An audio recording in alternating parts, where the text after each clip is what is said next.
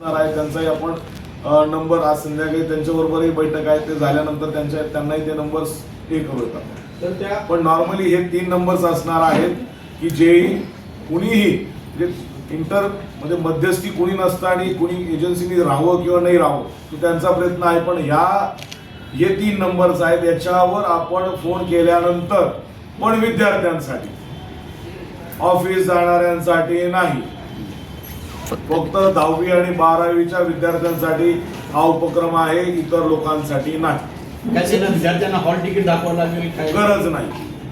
Sir हे call आला, कॉलवर आम्ही डायरेक्ट तिथं, कारण सगळ्यात महत्वाचं खरंच ज्याला गरज आहे त्याला ही मदत पोहोचली पाहिजे.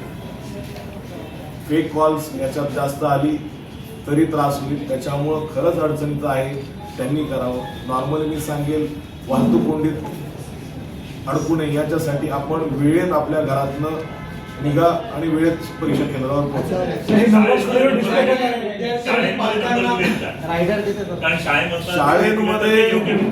शाळेमध्ये आता आपल्या मार्फतीने प्रत्येक जनमानसात हा नंबर जाणार आहे. शाळेंना त्यांच्या विद्यार्थी कुठं अडकलेत, काय अडकलेत याबाबत कल्पना कधीच नसते.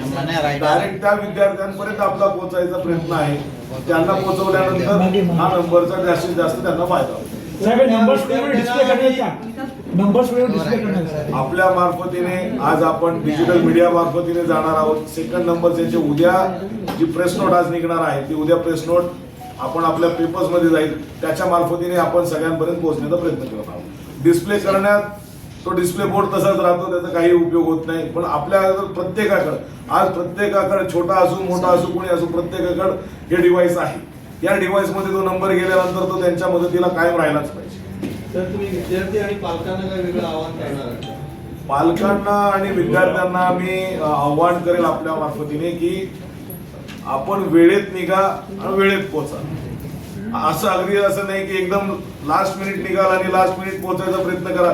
त्यापेक्षा आपण 15-20 मिनिटं अर्धा तास पहिले घरातनं निघा आणि अर्धा तास पहिले लवकर पोहोचा.